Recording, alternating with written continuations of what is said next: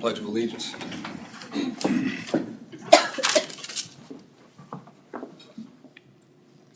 I pledge allegiance to the flag of the United States of America and to the republic for which it stands, one nation under God, indivisible, with liberty and justice for all. Monday, May 5th, 2025, 12:30. Start off with the public forum. In the public, state your name. Tom Britton, Earl Florence.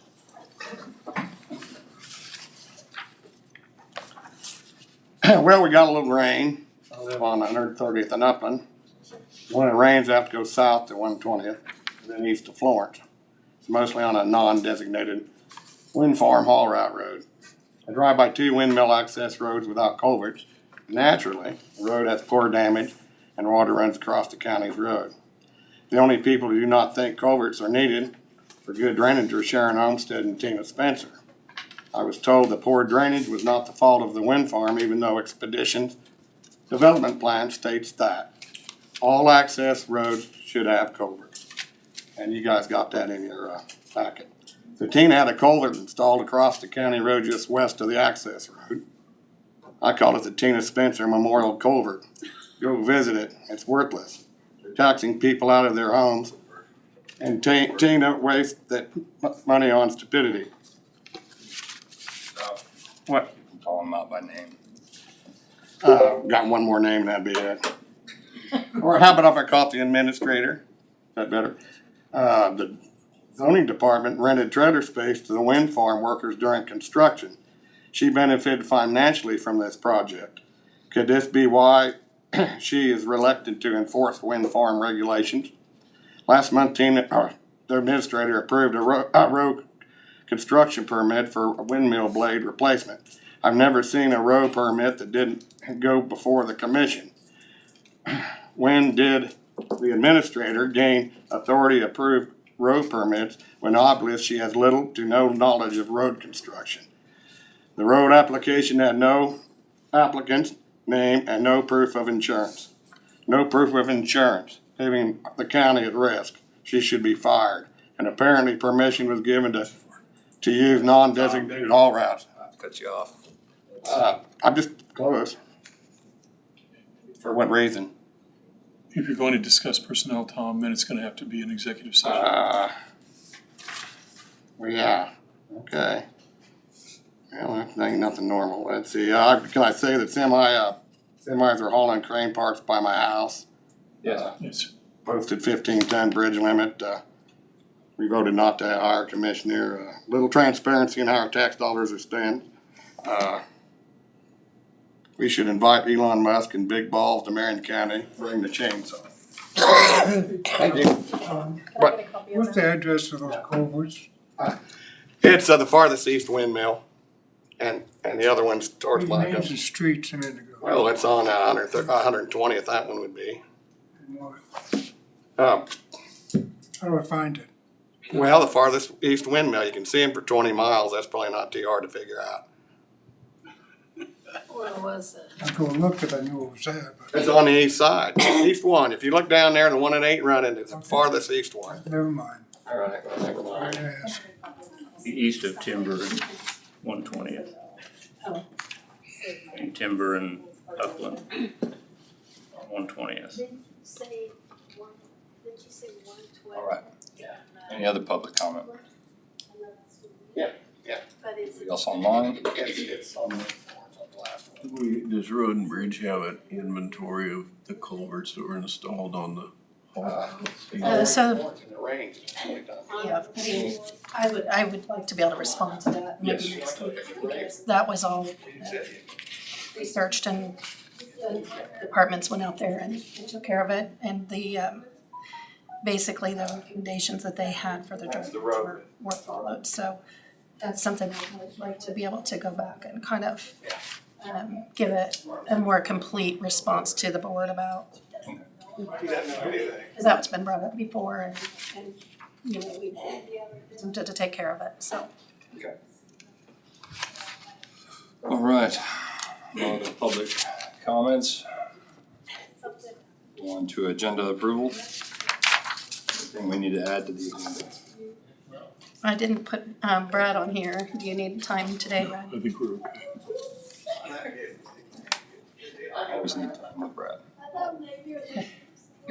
All right. You need to, then you can add attorney-client on.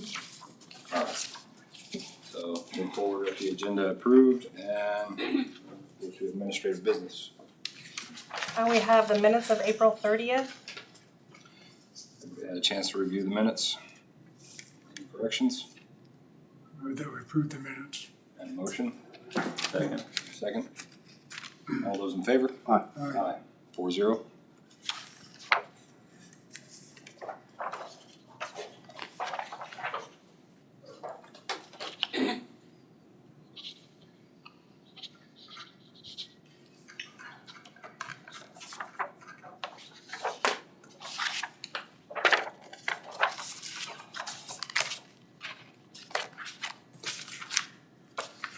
Okay, I was just gonna give you a little update. All city and schools and the Chisholm Trail Extension District has certified their positions up for election. The filing deadline is June 2nd at noon.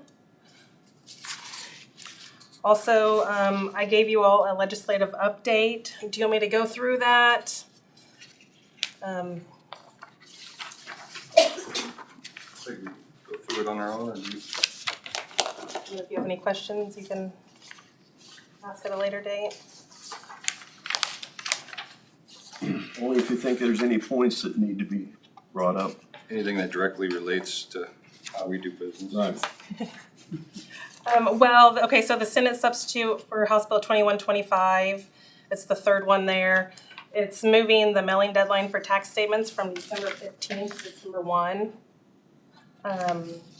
Moves the deadline for governing bodies to certify budgets to the county clerk from August 25th to October 1st. So if you weren't exceeding, it was October 25th, or August 25th, I'm sorry. If you were exceeding, it was August 1st. Now they're just making it all October 1st. That makes it a little tough for you to get everything turned around. Yeah. Let's see, and if they don't, then I'm able to use their previous year's budget. The R&R notices, there's some wording that may need to be changed. I have to look at ours to see if we have that information on there or not.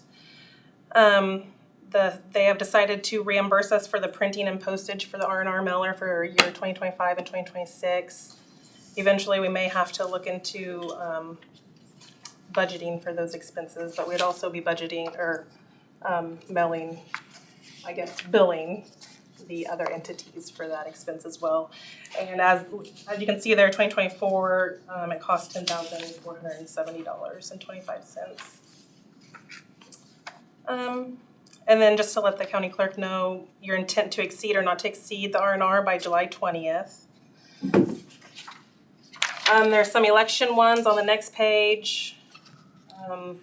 Effective January 1, 2026, we will be going away with a 3-day grace period for advanced mail ballots. Everything will have to be returned by 7 p.m. on election day.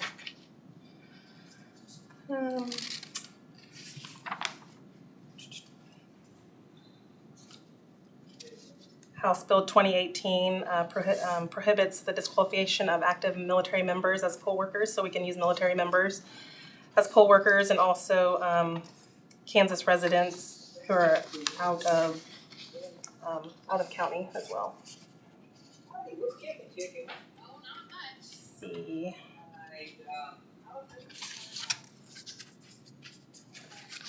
House Bill 2022, we still have some questions on this one, but it's requiring special elections only to be held on the first Tuesday after the first Monday in March, and on the same day as the primary and general elections, so that we don't have multiple elections.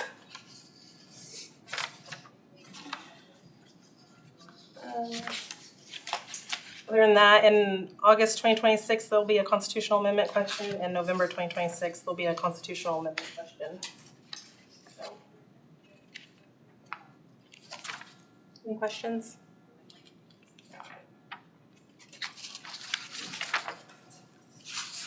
That's some point over the next 2 or 3 months, I'll have Scott Hill come in, give us an update.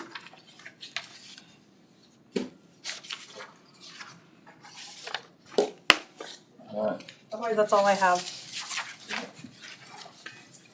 Okay, really, there isn't a whole lot of administrative business today. I did want to let you know that we are looking at June 2nd, which is a Monday, for the all-day budget presentation meeting, if that works for the commission. So that's typically like a 9 to 5 meeting with a break for lunch, so. Okay. I've got I'll be setting appointments with all the department heads for them to come in with me before that meeting, go over requests, and to make sure that they have their budget presentation in a format that is gonna have enough information for you all to make decisions. And then that date, the June 2nd date, will also allow us time to discuss bigger projects with the board, and then have plenty of time to change the budget and get a good draft on or before that July 20 date that's required for the R&R notice to the clerk, so.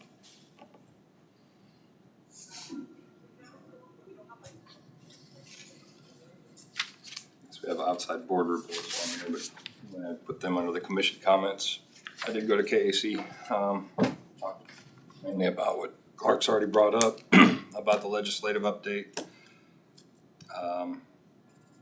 And they're busy on all the week-long classes with either clerks or with Register of Deeds or with whatever, so that was the highlight of what they had going on. Bring you an update on the annual SCED meeting last week. SCED has pretty much, well, they're revitalizing themselves. Made a lot of changes in how they're doing things. More efficient staff, a lot smaller staff. Actually turned a profit last year. They've got those that are being involved are really in ownership of SCED. If you didn't know, actually assumed Southwest Kansas last year also. So SCED covers all of southern Kansas, and then reaches as far north as us. A big push that they have, and you know, it kind of relates to somewhat to affordable housing. Weatherization has always been a huge part of their program. Last year they did 400 homes. Of course, that included the Southwest District also, and probably an area that's not utilized as much in Marion County and need to be. I mean, the requirements now are 200% of poverty level. So a single person make up to 35,000, a couple almost 70, around 69 something. And I think there's a lot of homes in Marion County. You drive around our county that could use that, because I mean they do it's just not just windows and insulation. That was kind of the thrust to begin with. Now it includes HVAC, plumbing, electrical, energy efficient appliances. I mean, it's really a great program.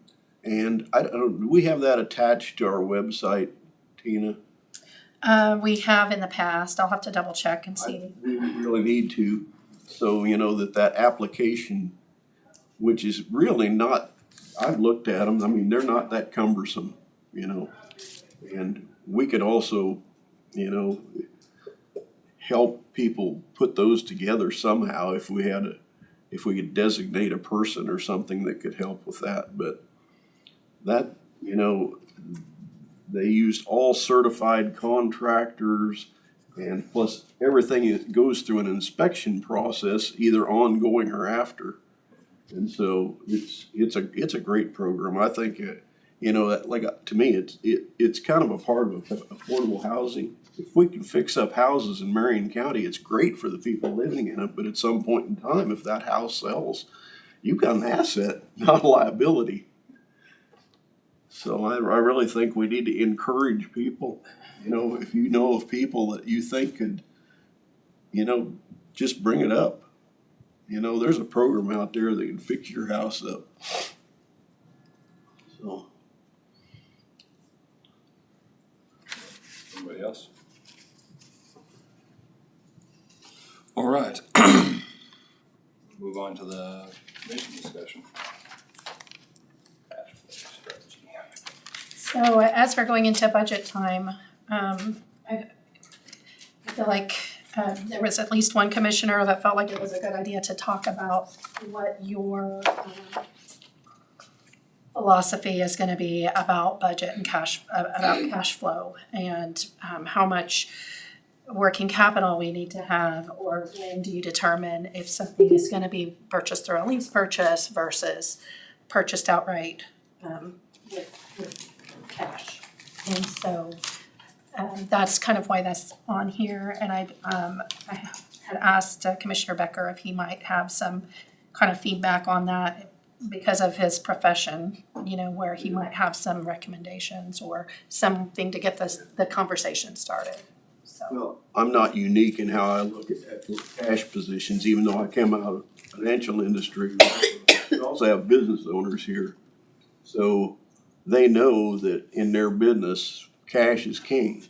Always has been. Cash flow determines nowadays, cash flow determines your borrowing ability. When I first got into banking, it was the asset side. Now asset has very little to do with credit worthiness. It's all based off of cash flow. And, you know, I've known Scott Lloyd since I was way back in my early banking years, and I've got a high degree of respect for what he knows about governmental funding. Probably nobody in the state better than him.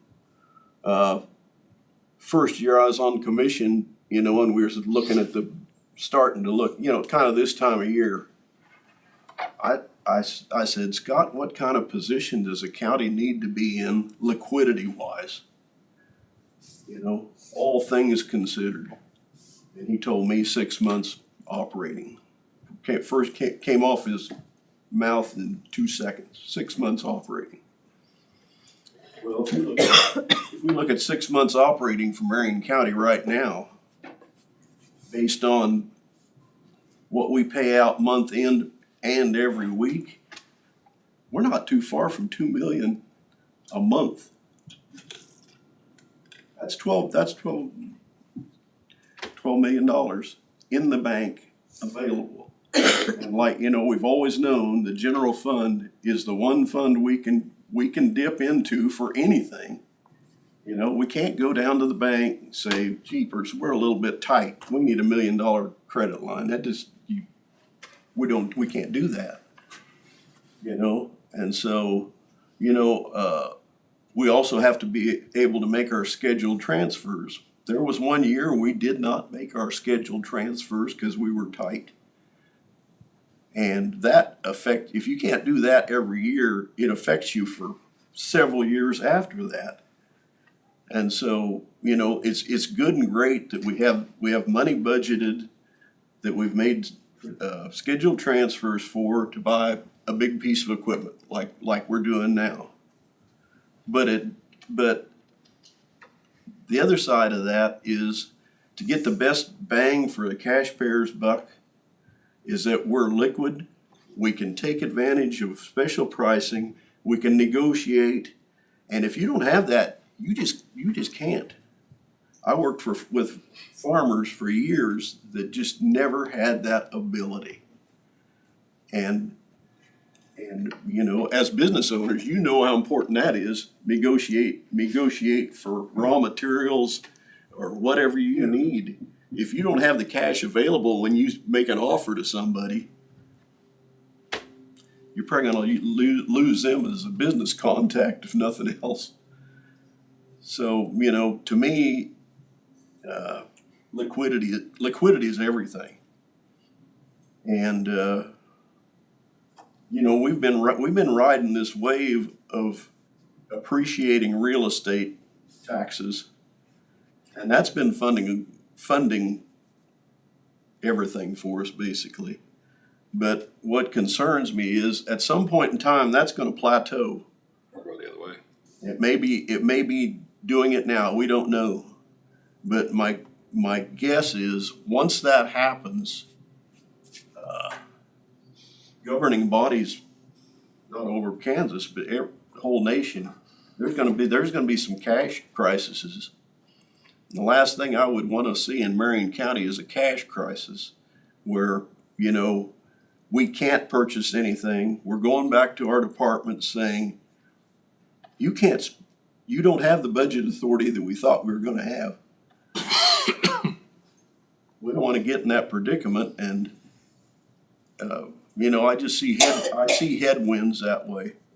Like I said, you know, it's great when we've got the budget authority and we've made our scheduled payments and we got a good deal on a road maintainer last week. But also, if we'd had a chance to get two of them, we wouldn't have had that cash. You know, lease purchases, yeah, we have to pay a little interest.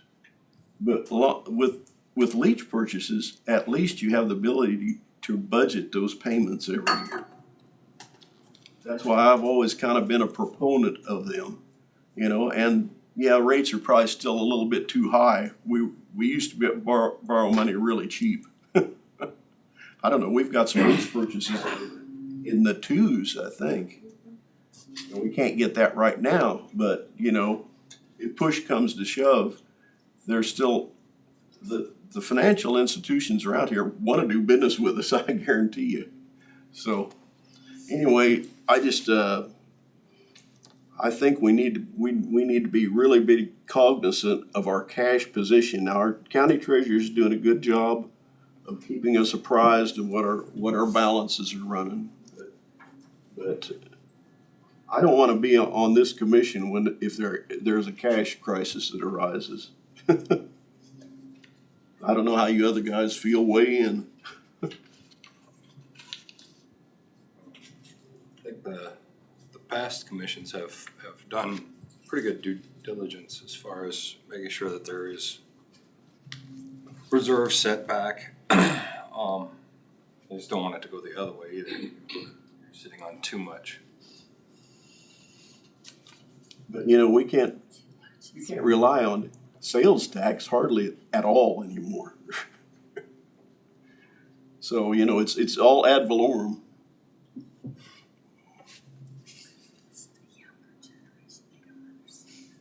So is there a certain, as we're going into budget, is there a certain amount that you want me to shoot for as far as, because I think I'm just kind of looking for what you want your strategy to be, what you want to look at as far as a target for cash reserves as we go into the budget time. I'd certainly I've always been in favor of the 6-month rule. Does anybody have any different feedback, or do we know yet? You're talking $12 million. And that might be low. I mean, the cost of doing business is been going up monthly, not yearly. So something that cost us $1,000 today, conceivably, you know, I don't know how the tariff thing's gonna weigh out. I have my opinions, but we also have seen what they're saying about big ticket items, how much tariff might be added on to there. Yeah. If you can get the items.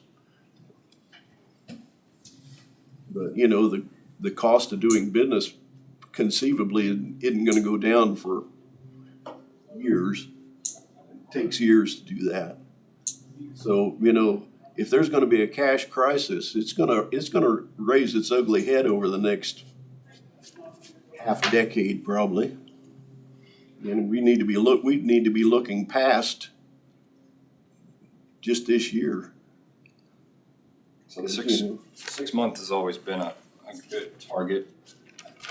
The only thing I'm getting at is I don't want to make it I don't wanna make, when people are already struggling to pay their bills. So Oh, no, I'm not- we can't I'm not- raise taxes to get. I'm not talking about any tax, I'm talking Exactly. about no new taxes. That's where I stand. And then how you get that 6-month reserve is you've got to be either efficient It comes, or cut. Okay. it's a combination of efficiency's gotta be number one. But, you know, do we have any budgets out there that maybe are a little bloated? I haven't been on a commission that went to the departments and said, bring us a budget that has a 5% a 5% less budget than last year. We have not done that, and I don't want to do that. I don't wanna get in that position, because that makes it really tough on the departments too, because I think most of them, all of them, have tried to use a conservative approach. Is there a certain dollar amount that you want to consider, when we're purchasing, that would be where you would want us to consider lease purchase rather than, outright purchase? I think if we don't have an option of, if we have to have a certain piece of equipment or a certain asset that maybe we had speculated would last us another 2 or 3 years and they just don't. I think it's much easier to budget a payment than it is to try to come up with the cash. Right, but I don't disagree. I'm also trying to, what my focus is and what you kind of have tasked me with is trying to be forward thinking, not just about what breaks today, but how do we make sure that we're being appropriate in how we're planning for the future and how we're gonna fund that to be able to, you know, have a absolute, we know this is the equipment we need to replace it on average every, you know, so often on a rotation, so we're not trying to Right. make up for lost time and then also, Been fighting that thing for years, right, because so, about the time we get into talking about rotation, all of a sudden we've got 2 or 3 that are totally broke down and we gotta replace. right, so I want to do what you've asked and try to be able to be forward thinking and bring you some sort of a plan to where we can kind of get ahead of it. But also I need to know what your philosophy is, because if we're going to do that, there's, you know, we can't always accomplish that without making a concession somewhere else. And I know we can't use up all the cash reserves to come up with this kind of a plan, so anyway, there's something to be thinking about, and if you have, you know, other kind of feedback, I want to do, what the commission needs us to do to be able to move forward, but also, it's hard to do that if I don't know what your philosophy, what you want it to be. Like a $2,500 minimum, if you get above 25, we need to look at financing.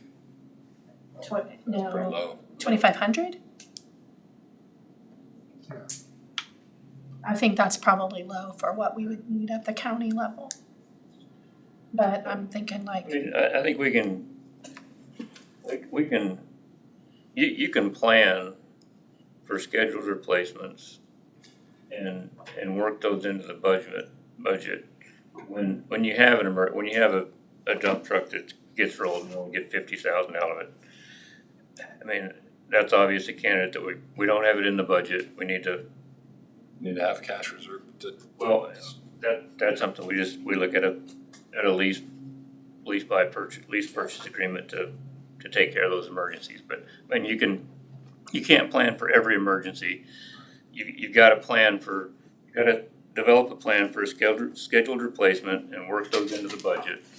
When emergencies or something breaks out of the blue, then that's when you say, okay, well, we either reset this timeline or we do a lease purchase to accommodate this quote emergency. Pay the interest for the bailout. Right. so, So stay on the course of trying to develop plan strategy for scheduled replacements. Because if you don't do that, we're gonna have emergencies.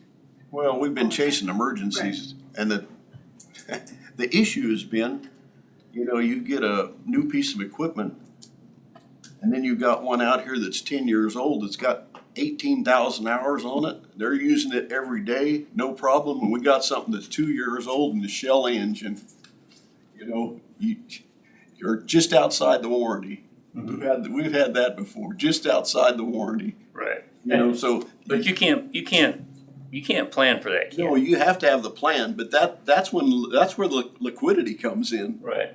If you're liquid enough, you can handle those emergencies. My concern is we're gonna get to the point where we can't. Any more Well, I directives just- to give us, just so we can give you? Not at this point really, but you know, I'm thinking that a rotation is probably gonna involve lease purchase payments instead of giant purchases. Because if a motor grader costs going on 400,000, that's a big chunk to try to do that much every year. Or twice that much to replace two and get it on a 5 or 6 year rotation. So that's what I'm saying, we won't be able to budget $800,000 a year on equipment right out the gate. But if we've got So if we can do, a spare road grader that we just approved last week, then one comes up, we can have one rebuilt for $300,000 from the ground up,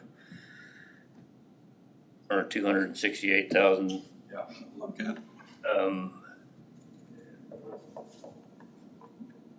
Pull one, put it into that program. I know that takes 6 to 8 months probably to get. Right, but it's a spare. right, it's still the But same it's- concept. So It's spare anyway, so then in 6 to 8 months, you've got that one.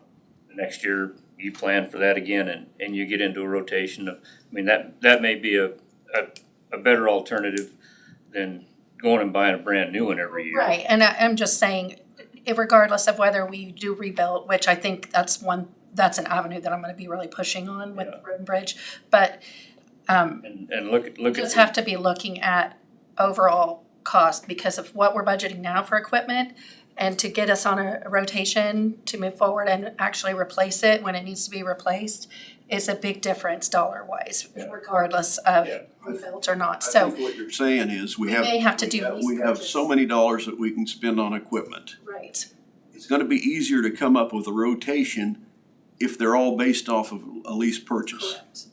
If the board would be okay with something like that, it is much easier to budget and it's also much easier on the taxpayers to know that we're gonna have, you know, the county is gonna have such and such a payment and that's ongoing, and for that, we're gonna always have current equipment. Where if we're going and trying to budget enough cash and we're starting from zero every year, that is a huge, I mean, as you go through the budget process, it'll become more evident what I'm talking about, but it's so that's kind of what I'm getting at. Like if we look at anything over 150,000 where we might be considering a lease purchase. You I know, mean, that gives us the ability in a year where we have a whole bunch of breakdowns. Maybe based on a lease purchase, we'll be able to replace more too. Rather than saying, oh, I need 300 grand right now to run up to the dealer in Salina and get that maintainer. right. Well, that So- might be fine and good, but we need to put that on a lease purchase. Anyway, I just wanted to make sure. I agree with that concept, is it's gonna be a lot easier to develop a rotation based on a lease purchase than outright purchase. We also want to, I lost that train, but that's okay. I mean, I understand where you're going with all of it because budgeting for something in 2019 is not the same as 2025. I remember when we first come on here, it was 268,000 for a brand new grader. Now we've bumped up to 400,000. So if we're budgeting year over year for 5 years to get to 268, we'd fall short by 100 some odd thousand. Same goes with I remember my famous remark that kind of got me in trouble was, can we buy 2 of those trailers for the transfer station?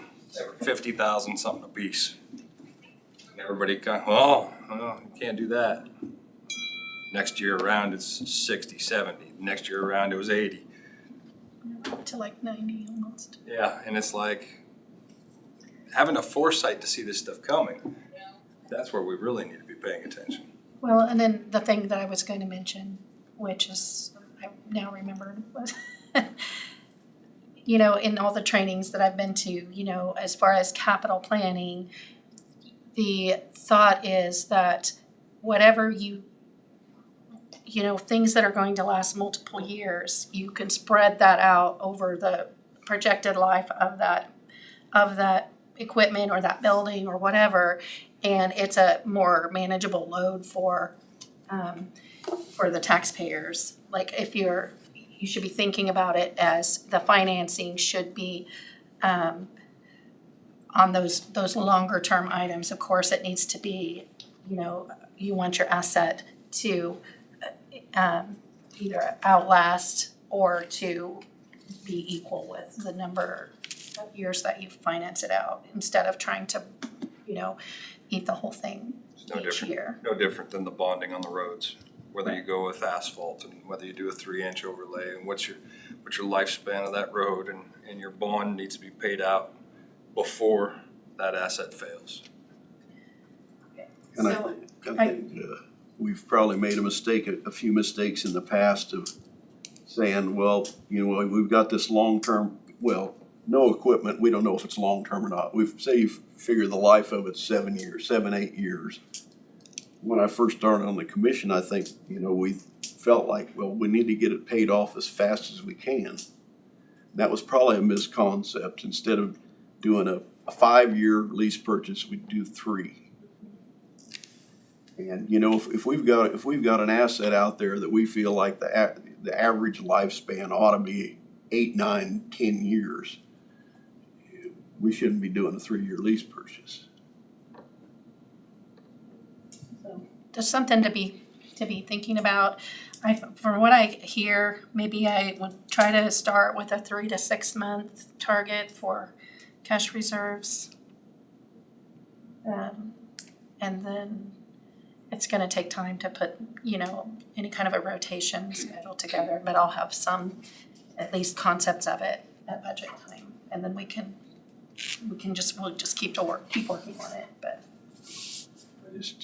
You know, I go back to Scott Lloyd telling me about entities he's worked with that had a 30-day cash reserve. I mean, that's sleepless nights to me. Does anyone have any other comments or feedback on that? Okay. All right.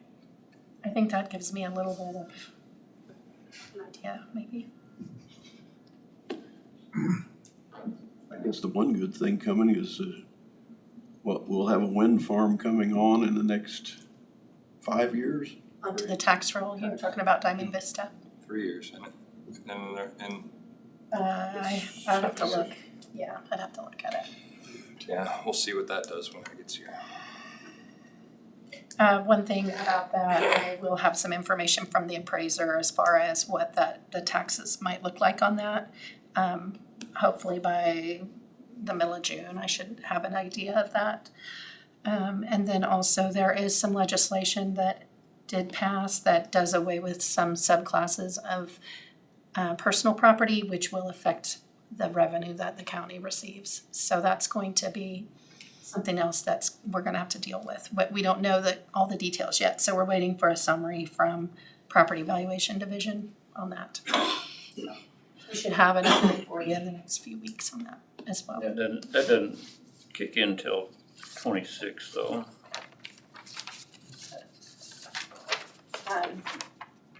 That's, Yeah. yeah, but that just depends on, so all of our offices are in different years. So I wanna just make sure that we are sharing information.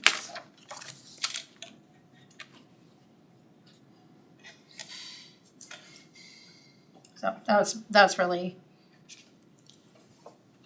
what I wanted to get to on that.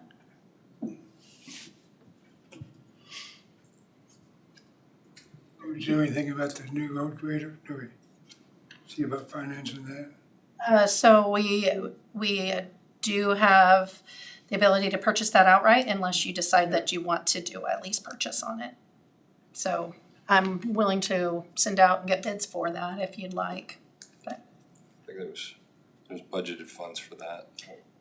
Well, we would have to republish our budget, so we have the cash, but we will have to republish our budget because we had a little bit of a surplus cash at the beginning of the year from what we were expecting to have in the special equipment fund. But to be able to have authority to spend it, we will have to amend the budget in that fund. I think you know where I'm at. I'm all in favor of lease purchase. I mean, I can get bids, and then if you still have the right to refuse any and all bids if you want me to do that. I thought we were moving forward with just buying it outright, so, Well, that's where we are today. and that's where I am. You can't just stretch, and that's not a good thing for the future. And I might have to go with the banker, he understands those numbers. Where you at? I mean, we can get bids on a lease purchase, but, I mean, I struggled to pay the interest when we got the cash in the bank. exactly. You know, we look at this multi-year program of lease purchases, you know. The first year we get one piece of equipment, okay, so that's 5 years. You know, 5 years down the road, we got 5 pieces of equipment that we're paying that lease purchase on. And that's Buying one every year. that's buying one every year. And so I guess, I'm not against using the cash to buy this, but going down the road, I'm in favor of the lease purchase program. I mean, we have, other than republishing the budget, the cash is there. But like I said, you get into a tight cash year, you might say, well, we've got these scheduled transfers. Well, we might have to put that off. Well, and we are, just starting May, so we're still early in the year, and we've spent everything we possibly could spend out of the. There you go. basically, out of special equipment for the whole year, so, except for budgeted payments. I look at cash flow from my perspective. If I don't get it, I can't spend it. I can't make money just appear. I see my tax valuation, and most of the people in this room see their tax valuation go up 15% this year. And, the state is gonna eliminate the 1.5%, but they're keeping their 20 mil levy. Well, that's going up 15% for me. And so, and then I look at, the sales tax report. Last year, 2024, we were down $114,000. February, we were down, this year, we're sitting about $3,000 so far below what we were in 2024, which doesn't bode well. And I guess my perspective is we've got to look at cutting county government. We can't continue at the same level without dramatically increasing ad valorem taxes. And, you know, I've seen my taxes double since I built my house in 2017. And I can't afford to have them double again in the next 5 years. So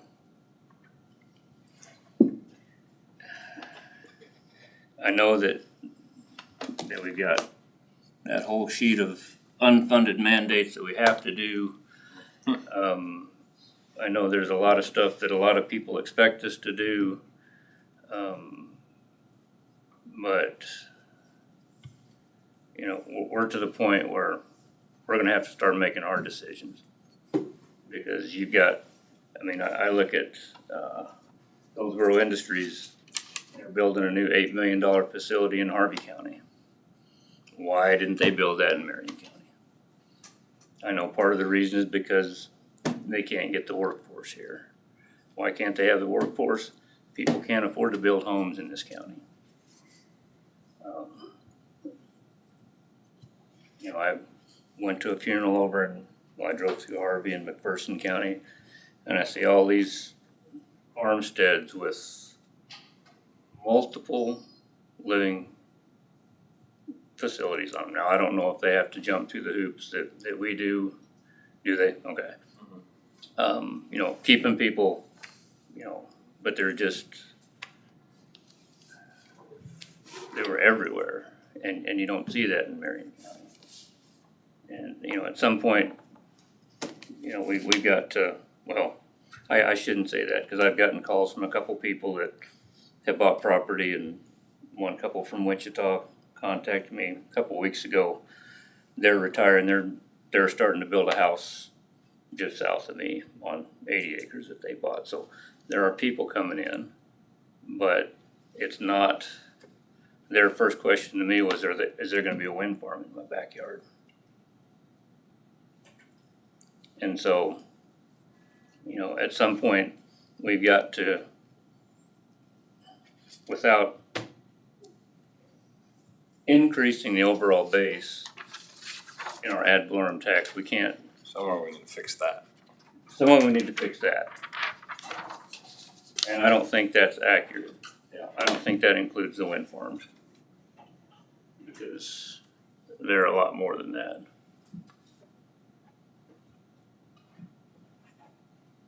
And then, anyway, I just. So we, go ahead and see what lease purchase looks like. Yep. And we can turn it down. Okay, so, On the road grader, let's go ahead and look at okay. purchase. And Because I didn't get that at all from that discussion, so. I digressed. Yeah, It's okay. I got on my soapbox and We know what we're saying. Okay, but so yes, go ahead and get let's look at this. both options on that On the one we particular just piece. got. Okay. What about the new dump truck then? It's coming in a couple months. Yeah, That was that's purchased 200. out of existing budgeted Mhm. equipment funds. That's why it's depleted to Mhm. nothing. It's because of those two items. Yeah. But I mean, I can always it's get doing a its bid on job. both of them if you want me to. It's You can always turn it down. the fund is doing Get a its bigger job. bundle, less interest. You're not gonna save any How long is it money. gonna be till we get that? Well, we've got the truck, we'll have to get the bid, but I guess we know what that's gonna be. You don't have the truck yet, it's We got the truck. They'll, okay, we're talking about several Oh. different things. So Different we truck. have a The semi and belly. semi and belly dump that you purchased, we purchased that outright. Oh, I thought the truck was already on the lot.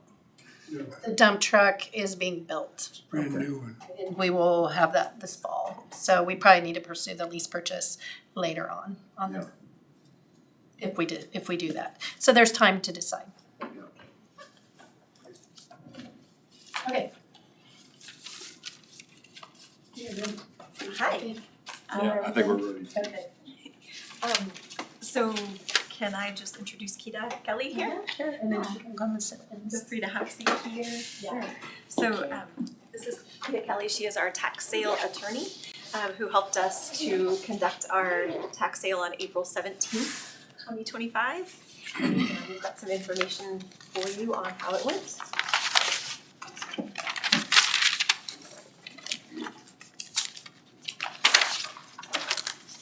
Pass those around and see if that's enough.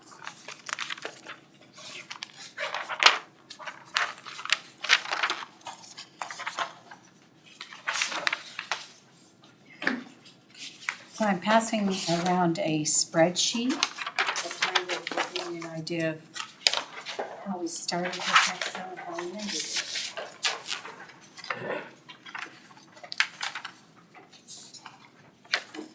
And as Tina said, we had the tax sale on 4/17/25, the actual auction.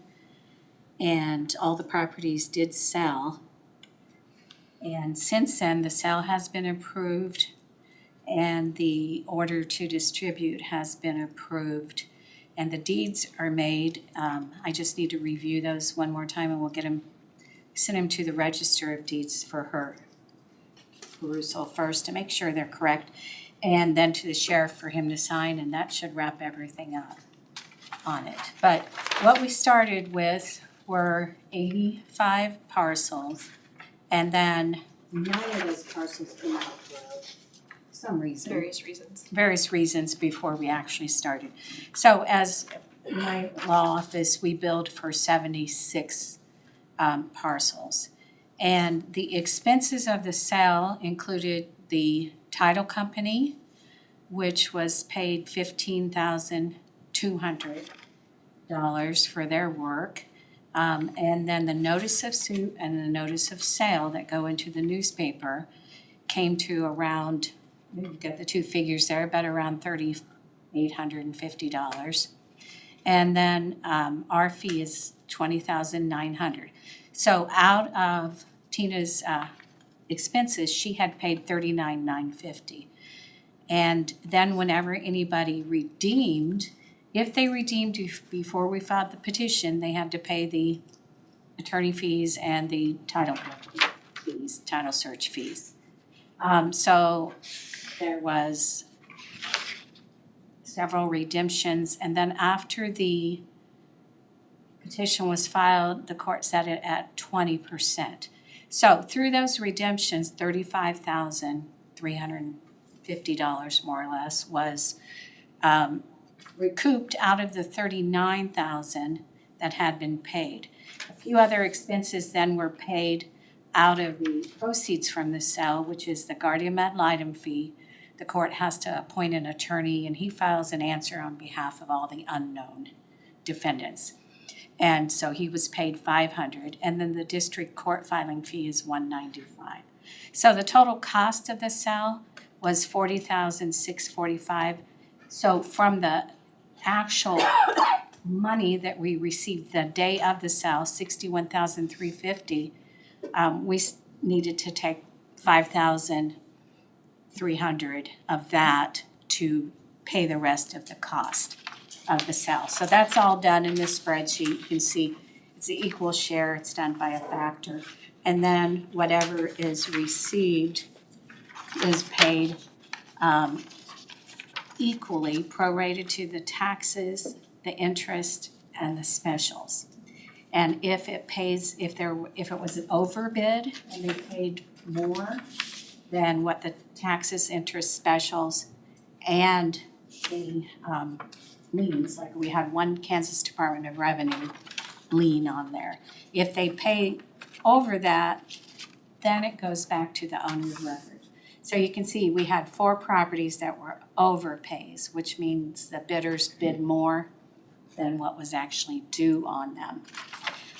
One of those had a lien from the Kansas Department of Revenue on it, so their lien got paid off, and then the remainder that was left over went to the owner of record, Kimberly Riggs. So we overall, and I put a little thing up here, and I don't know the whole number of taxes collected, do you? Of taxes collected? Through the redemption process. Oh, I do not have that number. Okay, Yeah. yeah. I know what we collected through the tax sale itself, but all the ones that were redeemed before that were paid. They were either paid at least the oldest year, if they did it before we filed the petition, or if we did it after, if they paid then, they paid all of the years that were due. And so we started with the 85 and the total tax, interest and fees, the amount that was not collected is 17,518. So that's what was written off, but I don't have the number that was collected so that you could see a percentage, but it was much higher than that. So the number of parcels that were collected in full, all the taxes paid off were 74.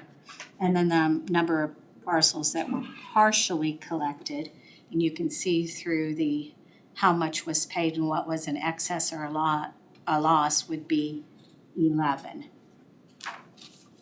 So, do you have any questions about it? I know we just threw a bunch of numbers out at you.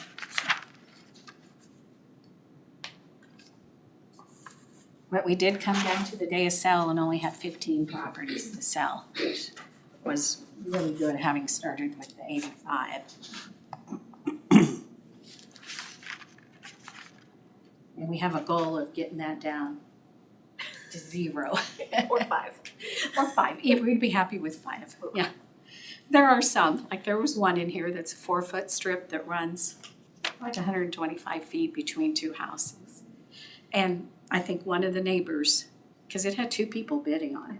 So I think the 2 neighbors were bidding against each other. But now that 4-foot strip should be back with the, the parent property and should be back where it belongs and shouldn't be a problem with it. So some of those, you're probably not going to ever get them redeemed because the people that own that 4-foot strip, it was accidentally knocked off a legal description probably 85 years ago or something, so.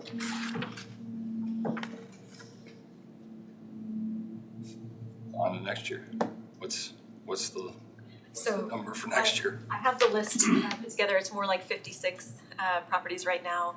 There are a couple that I'm still working through whether or not they're still in a current bankruptcy state or not, because they've been excluded from the last 2 tax sales because of bankruptcy. Then I also have another property that have been excluded. They've been on the tax sale list, but where it's taken off because of a property description error. Right. So I'm trying to work through that and get that figured out so that we can include it in our next sale. But currently, the list that we have for the next sale is going to be about 56 properties to send to Keating. Notice that the ones that actually make it there seem to be dropping year over year, so that That was the hope. the number is going down. We'd love to see that. And I think the goal is to get them to realize if I don't pay my taxes, something will happen. And so if they do, so hopefully some of the counties we have gone down tremendously in the numbers, so hopefully this will keep going down.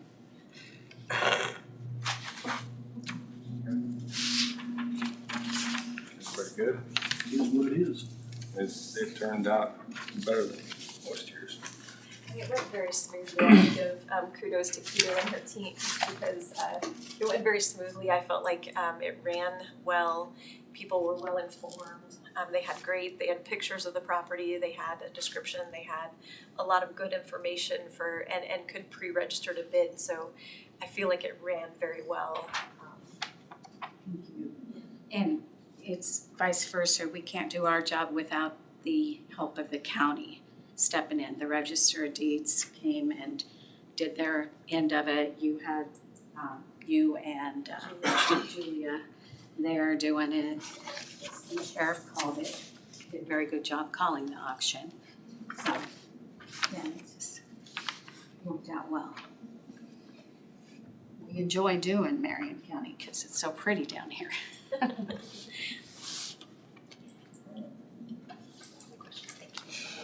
Well, Thank you. Thank you. next year goes as good as this. Maybe you won't have, maybe be on time.